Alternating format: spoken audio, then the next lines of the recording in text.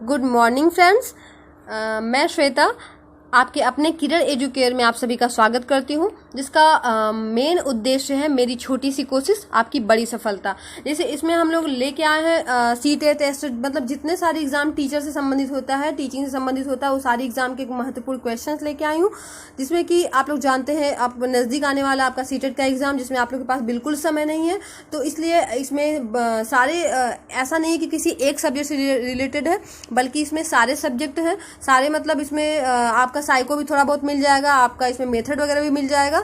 तो किसी एक के लिए नहीं है बल्कि सभी के लिए इंपॉर्टेंट हो। आप इसे जरूर पढ़िएगा, जरूर आप इसे देखिएगा। तो ठीक है, तो हम बिना लेट किए हुए शुरू करते हैं अपना क्वेश्चंस। तो इसमें फर्स्ट क्वेश्चन की तरफ आते हैं। देखिए इसमें फर्स्ट है उपलब्धि अभिप्रेरणा। उपलब्धि अभिप्रेरणा यानी कि अभिप्रेरणा आप जानते हैं मोटिवेशन। मोटिवेशन यानी कि जो हमें किसी भी कार्य को करने के लिए क्या करता है, हमें आंतरिक अंदर से क्या करता है, हमें अभिप्रेरित करता है। ठीक है, तो वो जो है किसी भी तरह का अभिप्रेरणा हो सकता है, मतलब आंतरिक अभिप्रेरणा भी हो सकता है, बाह्य अभिप्रेरणा भी हो सकता है। ऐसा नहीं कि केवल अंदर से ही, मतलब लेकिन यहाँ पे अभिप्रेरणा का मतलब यही है कि जो हमें कोई भी कार्य करने के लिए क्या करता है, प्रेरित करता है। ठीक है, तो वो क्या होता है, अभिप्रेरणा होता है। यहाँ पे उपलब्धि की बात की गई है, यानी कि अचीवमेंट की बात की गई है।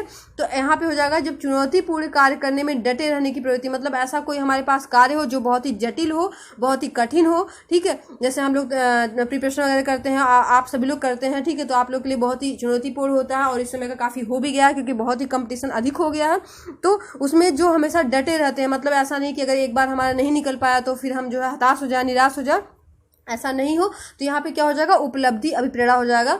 ठीक, सेकंड आते हैं, इसमें निम्नलिखित में से कौन सा मानसिक रूप से स्वस्थ व्यक्ति का लक्षण। देखिए जब मानसिक रूप से स्वस्थ की बात कर देता है तो यानी कि यहाँ पे ऐसा व्यक्ति होना चाहिए जो कि छोटी छोटी बात पे मतलब रोने न लगे, या फिर छोटी बात पे अपना सहनशीलता खो न दे, किसी को मारने पीटने लग जाए, डांटने लग जाए, या फिर आत्महत्या करने की जो नौबत आ जाती है, या फिर डिप्रेशन में चले जाते हैं ऐसे स्टूडेंट। तो वो जो मानसिक रूप से स्वस्थ नहीं होते हैं, तो इनके लक्षण क्या होते हैं यहाँ पे, सहनशीलता, आत्मविश्वास और संवेगात्मक परिपक्वता, मतलब जितने सारे, इसके अलावा भी और सारे लक्षण होते हैं, ऐसा नहीं। लेकिन आप ध्यान दीजिएगा, सकारात्मक जो प्रवृत्ति की ओर ले जाते हैं वो क्या हो जाएगा, यहाँ पे मानसिक रूप से स्वस्थ व्यक्ति हो जाएंगे। हम थर्ड क्वेश्चन की तरफ आते हैं। देखिए बहुत ही इंपॉर्टेंट है यहाँ पे, ये जो है अधिगम का शून्य स्थानांतरण, इसको क्या बोलते हैं, अधिगम का शून्य स्थानांतरण। इसमें क्वेश्चन क्या है कि जब पूर्व अधिगम नई परिस्थितियों के सीखने को बिल्कुल प्रभावित नहीं करता है। तो आप थोड़ा सा ध्यान दीजिएगा, इसके बारे में थोड़ा जान लीजिए, क्योंकि बहुत ही इंपॉर्टेंट है। अधिगम का स्थानांतरण, इसको ट्रांसफर ऑफ लर्निंग बोलते हैं। ये एग्जाम में पूछता भी है कि ट्रांसफर ऑफ लर्निंग क्या होता है, ट्रांसफर ऑफ लर्निंग। ठीक है, इसको बोलते हैं ट्रांसफर ऑफ लर्निंग। यानी कि यह जो है इसको दिया कौन था, ये भी इसको जानिए, थार्नडाइक। आप थार्नडाइक साइको में पढ़े होंगे, थार्नडाइक महोदय ने दिया है इसको ट्रांसफर ऑफ लर्निंग। इन्होंने इसमें 3 टाइप्स दिए हैं। कितने टाइप्स दिए हैं इसमें, 3 टाइप्स दिए हैं। आप लोग नोट करते जाइएगा। इसमें पहला टाइप जो है वो सकारात्मक अधिगम है, फिर सेकेंड आता है इसमें नकारात्मक। जो पहला आता है वो सकारात्मक होता है, यानी कि इसको पॉजिटिव भी बोलते हैं, सकारात्मक। देखिए सकारात्मक अधिगम क्या होता है कि जब हमें पूर्व के कोई अधिगम होता है और नए जो हम नया परिस्थिति में या नई स्थिति में जो सीखते हैं, उसमें जब हमारी कोई सहायता करता है, पॉजिटिवली सहायता करता है, मतलब सीखने में हेल्प करता है, ये कहिए, वो सकारात्मक होता है। जैसे कि हम जब छोटे होते हैं तो साइकिल चलाते हैं, साइकिल चलाते रहते क्या हम बैलेंस करना सीख जाते हैं, भीड़ में चलाना सीख जाते हैं। ठीक है, तो ये क्या होता है, जब धीरे धीरे बड़े होते हैं तो हम अगर बाइक हमको मिल जाती है तो क्या करते हैं, हम ये सारी चीज़ें सीख लेते हैं। मतलब हमें थोड़ा इतना अधिक मेहनत नहीं करना पड़ता है, मतलब बहुत ही कम मेहनत करना पड़ता है। तो ये कहिए कि हमें जो पहले काम सीखे हैं अधिगम, जो पूर्व के अधिगम हो, हम नई स्थितियों में क्या कर रहा है, हमारी सहायता कर रहा है, तो इसको हम कहते हैं सकारात्मक। अब सेकेंड आते हैं जो कि होता है कि नकारात्मक होता है। ठीक है, नकारात्मक क्या होता है, जब हमें पहले का जो अधिगम होता है, पहले की जो पूर्व की स्थिति में जो हम सीखे रहते हैं, वो क्या करते हैं, नई स्थिति में जो हम सीखते हैं उसमें वो हेल्प नहीं करता है, बल्कि ये कहिए कि हमें जो है वो बाधा डालता है। यहाँ पे क्या होता है, नकारात्मक में क्या होता है, वो हमें बाधा मतलब रुकावट पैदा करता है। अब देखिए इसका एग्जाम्पल सबसे अच्छा क्या हो जाएगा, यहाँ पे क्या हो जाएगा, जैसे कि हम मान लीजिए स्कूटी चलाते हैं। ठीक है, स्कूटी चलाते हैं तो क्या होता है, उसमें जो है हम हाथ से उसमें ब्रेक वगैरह लगाते हैं। ठीक, तो अब क्या होता है, अभी हमें बाइक मिल जाए तो, या फिर हम बाइक पहले चलाते हैं तो क्या होता है कि हम पैर से उसमें ब्रेक लगाते हैं, तो अब फिर हमें स्कूटी चलाना पड़े तो क्या होता है, पैर बार बार वहाँ पे जाता है कि हमें जो है क्या करना है, हमें ब्रेक यहीं से लगाना है। ठीक है, तो ये क्या करता है, हमें कहीं ना कहीं जो हम नया चीज़ सीख रहे हैं उसमें क्या करता है, बाधा उत्पन्न करता है। तो यहाँ पे क्या हो जाएगा, नकारात्मक। जब कोई पहले की पूर्व की जो अधिगम होते हैं, जो हम नई परिस्थिति में कोई अधिगम करते हैं या कोई चीज़ सीखते हैं, उसमें जब बाधा या रुकावट उत्पन्न करता है तो क्या होता है, नकारात्मक होता है।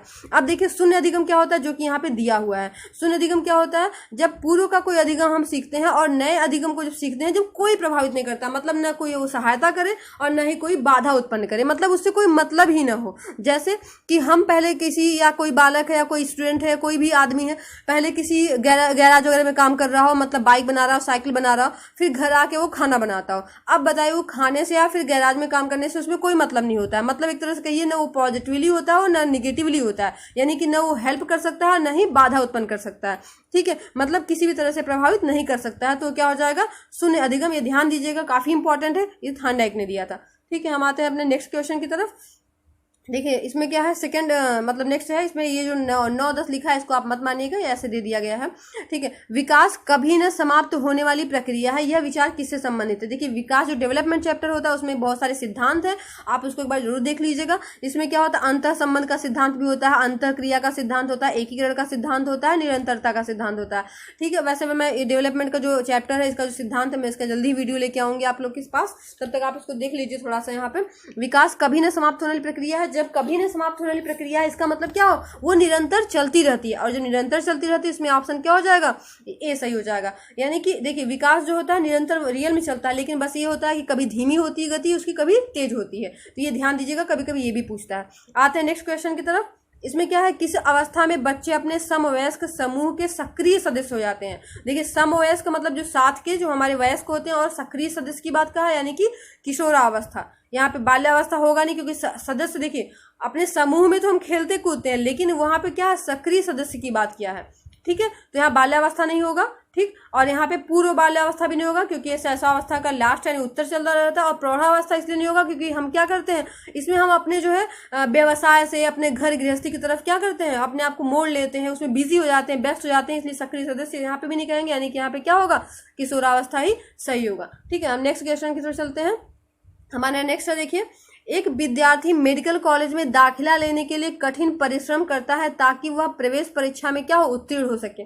देखिए वो यहाँ पे क्या है, ये अभिप्रेरित है या किस तरह का, देखिए अभिप्रेरणा जो है इसमें आंतरिक होता है, मैंने बताया था, बाह्य भी होता है। तो यहाँ पे क्या लिखा, आंतरिक। जब किसी बालक को कोई बाह्य से कोई लालच न दिया जाए। देखिए बाह्य क्या होता है, जैसे हम कहते हैं कि तुम पास हो जाओ तुम्हें साइकिल दे देंगे, तुम्हें या बाइक दे देंगे, या फिर मोबाइल दे देंगे, गिफ्ट कर देंगे, या फिर किसी छोटे बच्चों को कहते हैं तुम्हें चॉकलेट दे देंगे। तो ये क्या होता है, बाह्य अभिप्रेरणा होता है। लेकिन जब बच्चा जो खुद से ही तैयारी करने के लिए क्या होता है, वो प्रेरित हो रहा हो, उसके अंतर मन से हो रहा, तो यहाँ पे क्या हो जाएगा, आंतरिक हो जाएगा।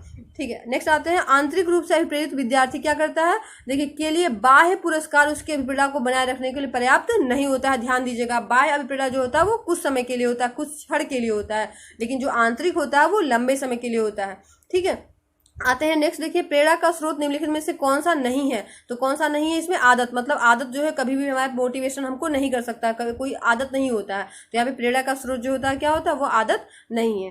ठीक है, नेक्स्ट क्वेश्चन देखिए, यहाँ पे क्या है, शिक्षा के क्षेत्र में पाठचर्या शब्दावली किस ओर संकेत करती है? देखिए यहाँ पे पाठचर्या दिया है, तो हम आपको एक बार बताना चाहेंगे कि जब भी एग्जाम में पाठचर्या या पाठ्यक्रम पूछता है तो आप सबसे पहले इंग्लिश वर्जन उसका देखिएगा कि वहां पे क्या दिया हुआ है। वहां पे कैरिकुलम दिया हुआ है, ठीक है, यहाँ पे कैरिकुलम दिया हुआ है, या फिर यहाँ पे सिलेबस दिया हुआ है, क्या दिया हुआ उसके अनुसार आप जो इसको सॉल्व करिएगा।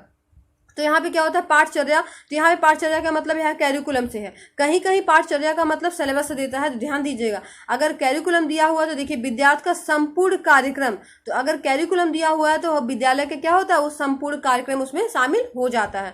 लेकिन अगर वही सिलेबस दिया रहता तो यहाँ पे सिलेबस जो क्या हो जाता, यहाँ पे केवल वो शिक्षण पद्धति या पढ़ाई जाने विषय वस्तु से संबंधित होता। ठीक है, या फिर केवल एक प्रक्रिया है मूल्यांकन प्रक्रिया से, मतलब संपूर्ण उसमें प्रक्रिया संपूर्ण कार्यक्रम नहीं होता। लेकिन कैरिकुलम है तो उसमें संपूर्ण कार्यक्रम शामिल हो जाएगा। ठीक है, नेक्स्ट आते हैं, देखिए निम्न में से किसने कहा है कि शिशु अपने एवं अपने संसार के बारे में अधिकांश बातें खेल के माध्यम से सीखता है? देखिए खेल के माध्यम से सीखने की बात यहाँ पे किसने सबसे पहले कही है? तो इसने कही है, स्ट्रिंग ने कही है। स्ट्रिंग यहाँ पे मिलता है, कई लोग कहेंगे कि यहाँ पे डीवी भी कह सकते हैं, क्रो एंड क्रो भी, लेकिन यहाँ पे स्ट्रिंग ने कहा था सबसे पहले कि शिशु अपने और अपने संसार के बारे में अधिकांश जो बातें क्या होता है, खेल के माध्यम से ही सीखता है। चलिए हम नेक्स्ट आते हैं क्वेश्चन की तरफ। यहाँ पे क्या है कि प्रेरकों का वर्गीकरण अनेक विद्वानों ने किया, मैस्लो द्वारा जो किया गया वर्गीकरण सही ढंग से निम्नलिखित में से किस विकल्प में दिया गया है। देखिए मैंने आपको बताया था ना, जो प्रेरक होता है वो उसमें जो है बाह्य और आंतरिक भी होता है, लेकिन यहाँ पे प्रेरक का वर्गीकरण किया गया है। तो यहाँ पे कुछ प्रेरक जो होता है जो कि मैस्लो ने किया है, ध्यान दीजिएगा, कभी पूछता है कि किसका प्रेरक जो है सही है प्रेरक का वर्गीकरण, तो यहाँ पे मैस्लो का जो प्रेरक सही होगा। उन्होंने कितने प्रकार के दिए हैं, जन्मजात और अर्जित दिया है, यानी 2 टाइप्स होते हैं, जन्मजात होते हैं और अर्जित होता है। जन्मजात जो हमें पहले से मिलते हैं, यानी पैदा होते मतलब हमें पहले से हमारे अंदर होते हैं, और अर्जित मतलब जो हम इस दुनिया में आके मतलब पढ़ने के दौरान यानी फिर बड़े होने के दौरान अपने समाज से, अपने परिवार से, अपने विद्यालय से जो कि हम अर्जन करते हैं, वो होता है अर्जित होता है। ठीक है, इस सब का जो भी वीडियो रहेगा हम आपको डिटेल में देते रहेंगे, लेकिन अभी आप जो इंपॉर्टेंट क्वेश्चन है उसको आप एक बार देख लीजिए, पढ़ लीजिए। फिर देखिए अभिप्रेरणा के संदर्भ में भूख है। देखिए भूख यहाँ पे अंतर्नोद शायद आप लोग के लिए नया आया होगा, नहीं कुछ लोग जानते भी होंगे। अंतर्नोद यहाँ पे इसको क्या कहते हैं, हम इसको ड्राइव कहते हैं, ध्यान दीजिएगा, ड्राइव यानी कि चालक इसको कहीं कहीं कहते हैं, और कहीं कहीं इसको हम क्या कहते हैं, प्रणोद भी कहते हैं, ध्यान दीजिएगा। प्रणोद देखिए यहाँ नीचे लाइन में लिखा हुआ प्रणोद, तो कहीं कहीं इसको हम अंतर्नोद को प्रणोद भी कहते हैं। अब देखिए अभिप्रेरणा के संदर्भ में भूख की बात की गई है। देखिए इसको हम थोड़ा सा आपको समझाना चाहेंगे कि जो भूख होता है, यानी जब हमें भूख लगती है तो क्या होता है, उसको हम ड्राइव कहते हैं। मतलब ऐसी कोई चीज, या फिर ये कहिए ऐसी कोई जैविक कह सकते हैं इसको हम, जैविक कमी जो हमें कोई भी कार्य करने के लिए क्या करती है, हमें उत्साहित करती है या प्रेरित करती है या फिर हमें मोटिवेट करती है। अब हमें भूख लगा है तो हमें कार्य करने के लिए क्या करेगी कि हमें खाना चाहिए, और खाना चाहने के लिए हम क्या करेंगे, कुछ ना कुछ काम करेंगे। अगर खाना बना हुआ है तो फिर लेने जाएंगे, या फिर नहीं बना तो हम बनाएंगे, मतलब कोई ना कोई काम करेंगे। यानी कि जो हमारी जैविक कमी होती है, ध्यान दीजिएगा, वो क्या होती है, अंतर्निरोध होती है, या फिर ड्राइव कह सकते हैं, या फिर उसको प्रणोद कह सकते हैं। ठीक है, ये क्लियर रखिएगा। जो जैविक कमी होती है, जो जैविक, चाहे भूख है चाहे प्यास हो, ये जो जैविक कमी होती है वही क्या होता है, अंतर्नोद होता है। आते हैं नेक्स्ट क्वेश्चन की तरफ। सीखने की प्रक्रिया में अभिप्रेरणा क्या होता है, बच्चों में सीखने के प्रति रुचि का विकास करती है। ठीक है, जो अभिप्रेरणा होता है, जो मोटिवेशन होता है, जो हम मोटिवेट होते हैं, वो क्या होता है, यदि किसी को हम देख के मोटिवेट हो रहे हैं या खुद से मोटिवेट हो रहे हैं, मतलब मोटिवेट होने के भी कई टाइप्स होते हैं। तो क्या होता है, बच्चों के सीखने के प्रति, मतलब जो हम सीखते हैं उसमें क्या करता है, हमें रुचि विकसित करता है। मतलब हम उसकी तरफ क्या इंटरेस्टेड होते हैं कि हम कुछ जाने या कुछ सीखें, या हम कुछ और भी इसमें कर सकते हैं।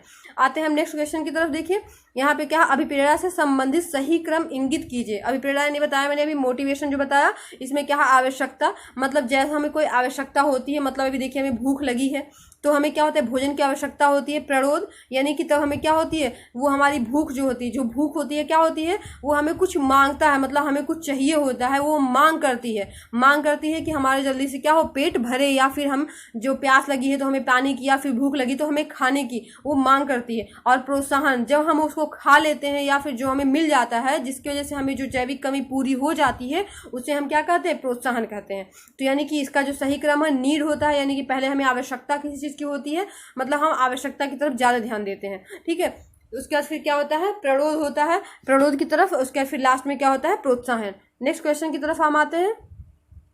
इसमें क्या है, वह कौन सा कथन है जहां बच्चे के संज्ञानात्मक विकास को सबसे बेहतर तरीके से परिभाषित किया जा सकता है। बच्चे के संज्ञानात्मक विकास यानी कॉग्निटिव डेवलपमेंट जो कि आप प्याजे में पढ़ सकते हैं अच्छी तरह से। कॉग्निटिव डेवलपमेंट उसमें बहुत अच्छा दिया हुआ है। तो यह जो है परिभाषित किया जा सकता है कहाँ पे, खेल का मैदान, सभागार, घर, ठीक है, या विद्यालय एवं कक्षा पर्यावरण। अब देखिए, अब इन सब में सबसे बेटर कौन सा लग रहा है, विद्यालय एवं कक्षा पर्यावरण, क्योंकि यहाँ पे क्या होगा कि यहाँ पे संज्ञानात्मक, चूंकि कॉग्निटिव विकास की डेवलपमेंट की बात कही है, यानी कि हम जब कोई चीज़ सीखते हैं किस तरह से अपनी रुचि के अनुसार, अपनी व्यक्तिगत विभिन्नता के अनुसार जब कोई चीज़ सीखते हैं, तो वो कहाँ हमें मिलती है, विद्यालय में, या तो फिर कक्षा इन्वायरमेंट में, जो यानी कि जो क्लास होता है, क्लास में जो हमारे टीचर्स होते हैं, हमारे जो साथ में फ्रेंड्स होते हैं, उनसे हमें मिलता है। ठीक है, नेक्स्ट आते हैं, बच्चे दुनिया के बारे में अपनी समझ का सृजन करते हैं, इसका श्रेय। देखिए, तो हमारा अगला क्वेश्चन आता है, अगला और ये लास्ट क्वेश्चन है, क्या है, बच्चे दुनिया के बारे में अपना समझ का सृजन करते हैं, ये किसका श्रेय है, या ये श्रेय किसको जाता है। तो कभी कभी ये पूछता है क्या कि ये जो है किसको, मतलब ये किसका कथन है या फिर किसके विचार है। तो आप ध्यान दीजिएगा, ये प्याजे का विचार है। प्याजे की जो संज्ञानात्मक थ्योरी है बहुत ही इंपॉर्टेंट है, आप इसको जरूर पढ़ लीजिएगा। यदि हम उसको टाइम से लेते आते हैं एग्जाम के पहले तो तब तो ठीक है, तो तब भी आप रिवाइज करिएगा, नहीं तो उसके बाद अगर लाते हैं तो भी फिर आप इसको अब ध्यान दे के पढ़ लीजिएगा। इसके पहले भी एक बार आप देख लीजिएगा, क्योंकि इससे बहुत सारे इंपॉर्टेंट क्वेश्चन पूछते हैं। तो ये हमारा लास्ट क्वेश्चन था। इसके साथ ही हम लोग और भी ऐसे क्वेश्चन लाते रहेंगे एग्जाम के पहले तो, या उसके एग्जाम के बाद भी और सारे टॉपिक ऐसे क्लियर आपके होते रहेंगे। इसके साथ ही आप लोग जो है अपने घरों में रहिए, स्वस्थ रहिए और अपने एग्जाम की तैयारी अच्छे से करिए। ठीक है, खुश रहिए, मुस्कुराते रहिए। Thank you.